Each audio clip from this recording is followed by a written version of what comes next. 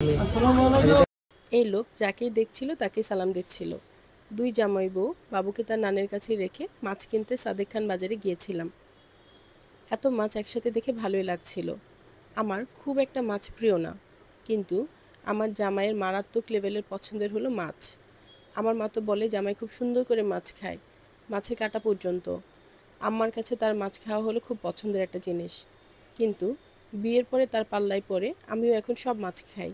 বিয়ের পরে এই লোক আমার খাদ্যাভ্যাসে মারাত্মক পরিবর্তন এনেছে, কিন্তু ফাস্টফুডে আনতে পারে নাই।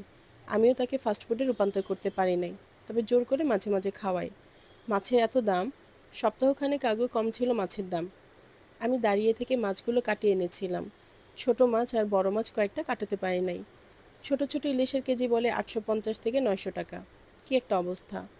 একটা লোকের কাছে অনেক সামুদ্রিক মাছ দেখলাম।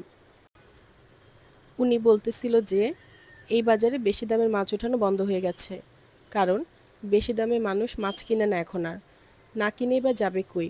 চিংড়ির কেজি 900 টাকা বলে।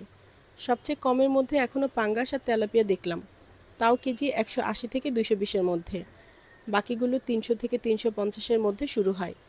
একবারে পুরো মাসের মাছ কেনা শেষ করে সামুদ্রিক মাছ কিনতে গিয়েছিলাম। এই মাছটা দেখে বেশ ইন্টারেস্টিং মনে হলো। কেউ নাম জেনে থাকলে কমেন্ট করতে ভুলবেন না কিন্তু।